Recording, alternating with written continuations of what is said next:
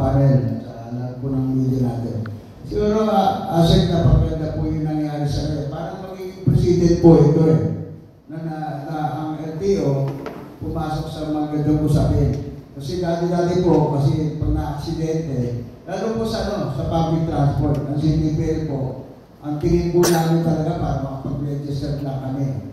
Yung po na to. Pag di po ba po pwede asset, dito lang ikipag-usap naman kayo sa Insurance Commission, di po pwede natin gawin always no fault po ito para mabilis ang proseso. Dahil nagawa po natin, ito po yung president doon sa passenger accident, na kung saan ang ginagawa po namin, lalo po pagka kami po mga nasyonal, pag lumapit po kami, kahit po kulang yung papeles namin, sinabi namin bayaran, binabayaran po nila. Sana po ganoon para mabilis yung proseso natin. Maraming salamat po. Salamat po, maganda yung suggestion mo, no? Always no fault. Siguro, ang insurance naman, okay din na doon, no? Basta ma-order ng insurance commission natin, no? Siguro, maganda suggestion mo, mapaabot ko yan na always no fault para kung nagkaroon ng problema, wala nang tatanong sino ng kasalanan, no? Pero, tanong lang, ang karamihan ba ng claim ng public transport, yung passenger o yung third party, yung sa labas?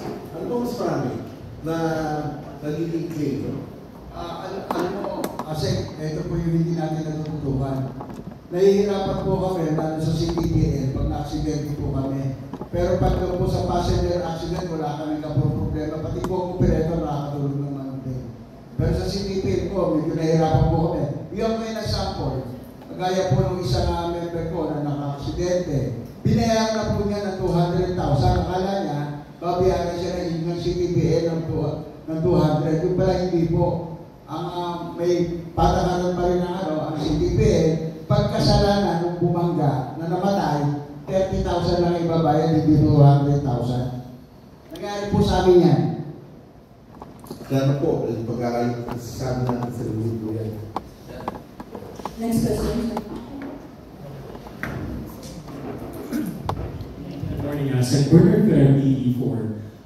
Asen, kumusta po yung coordination ng LTO to other government agency or law enforcement agency para malagyan ng tao yung marilaki at hindi rin po maulit yung mga ganong aksidente? Opo, in fact, just a few days ago, nandito kami with the Highway Patrol Group. One of our discussions is the issue of road safety. Yan nga sa Marilaki, para magkaroon ng tulong, magkatulungan ang police at LTO to avoid this kinds of incident. Hindi lang sa Marilaki yan. At minsan sila yung strike anywhere yan eh. Diba? Minsan dito sa Quezon City mismo, nagkakaroon ng ganyang karera. So we really have to follow government approach. Pati na kami nakipagutan sa mga local government kasi sila ang first responders nandun sila on site. Kung paano maganda ang magiging countdown, we have to get the LGUs involved as far as road safety is concerned. Sir, ang gagawin ng LTO para hindi ma-encourage yung mga rider na gawin pa yung mga good stand para hindi na sila makarera? First thing is yung purity. We have to penalize those nag-promote nito. Hindi lang yung aksidente yun lang promote nito. So yun part of the investigation po yan. Pangalawa, kasi education and training. I think we have to go back to basics. Kasi pag bumapalakpak sa mga ganyan, yung problema ka rin. So we go back to education and training. We will coordinate.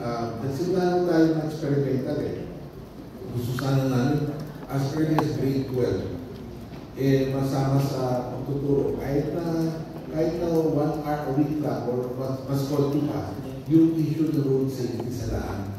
We can inculcate this to our youth.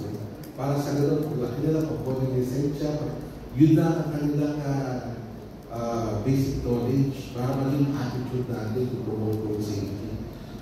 Nakakalimutan until such time as merong accident, doon na tayo nagigising na kailangan. Na-identify na po kung sino-sino involved at anong klase po pag-penalize sa mga involved sa incident? Iba nag-promote yung mga na-involved sa accident, we have the names already. Pero yung nag-promote ng ganong activities, nag-organize, Yun ang ating binabalidate pa. Ano yung klase ng penalties yung gagawin ng LTO? We're now reviewing not only administrative sanction, part of reckless handling of your vehicle, pero we're also looking at criminal sanctions. Kasi may namatay, mas kayo ng ordinance, diba? So, offhand, there might be some criminal liabilities there. At kung meron nga ba, ay LTO na mismo magsampa ng criminal action against these people. Maliban po sa malalaki, may mga na-identify na po ba tayong lugar na ginagawa niyo po waste na? Dati kasi meron sa Quezon City na nahinto po natin yun. Nagreklamo yung mga residente sa Quezon City kung saan nangyayari yan. Kasi maingay din sila no? Yung kanilang tambucho, pinapagta nila. So, nahinto natin yan. And then ito, sumipot na dito sa amin, Malalaki. From other parts of Bulacan, meron din ba other parts of Bulacan? May mga ganito din. Wala pa kaming reports na nalatanggap. But we will ask directed down to our district offices. Kasi gusto ko yung ating mga district offices hindi rin pabaya. They have to be proactive, that is reactive to the incident. They should be aware of what's happening around them, such as this event. Ang balita ko, hindi lang isang beses nangyari ito Ngayon lang nagkaroon ng sakuna. But itong paggamit ng public roads as pagkaira, hindi lang first time. So we will again come up with a memorandum reminding our district offices na hindi sila pwede maupo-pula. They have to monitor their surroundings of any violation in the handling of motor vehicles in their area. Kasi sa lawak but we will take advantage of the network of LTO and again in coordination with the local government units, we become proactive to prevent these things from happening here. I'm not sure sir kung nakarating na to sa yung balita, pero may super one standard po sa Tagum City. Sa Davao. Tagum. Yes sir. Thank you for the information. Kasi they're so bold, post nila sa social media yung mga ginagawa nila. Gagawin din natin yung social media naman to run after them. Right after this, yung order natin yung ating regional director sa Region 11 na ihinto yung pinag-class activities and to find those people responsible as well kagad. Thank you, Asa. For Asik Mendoza po, there's a question from Mr. Alan Gatos of JNA regarding sa ongoing operations sa mga nagtitimbang sa mga truck na nag-deliver ng agricultural products mula probinsya. May ilang case na natatapos sila bunyate dahil sa posibleng delay. May po ba para kahit paano mabigyan ng pagkakataon na ma-accept po sila dito or hindi pwede dahil ito po ay batas? Alam nyo, in fact, si Idiot ako, we will be going to Region 2. Sa Lunes, no? Araming tayo nalilito-reklamo ganyan. Kasi yung local government sa Region 2, yung mga food trucks dyan, umakit sa Dalton Pass. Bago umakit ang Dalton Pass, yung mga local governments, sila check overloading. Kasi nga, sa overloading, parating sila-sila na lang sa Dalton Pass. Hindi maayos-ayos dahil nakakabigat ng mga truck na dumadaan dyan. So the Regional Development Council of Region 2 came up with a resolution for the strict implementation of overloading na mga sasakyan na dumadaan ng Nueva Vizcaya papuntang Dalton Pass. Pero pupuntahan natin yan sa Lunes para mag-usap sa mga trucks. Pero sa balance, kasi food security naman ang ating dapat pag-apektuhan. We will make sure ito utos sa Secretary Bautista na maayos namin ito sa lalong madaling panahon. And right now, I can say, what's going tayo ngayon sa Dalton Pass? Day-to-day ang ating monitoring that except for some public works na repair and maintenance sa daan. Yung daloy ng trapiko sa Dalton Pass going to Metro Manila, yung mga trucks, food trucks specifically, tuloy-tuloy naman po.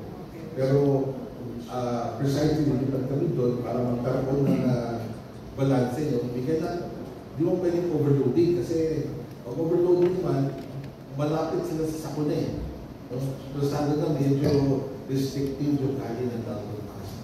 Yes, we had reports of that effect kung nahihintok yung mga food truck sa delivery dahil dito sa overload check. But it's not dito primary responsibility. Ang primary responsibility under the law right now, LTO ay assistance to, kasi yung wage scales yan, yung dalawa niyan, ang DPWH, at saka yung local government yan.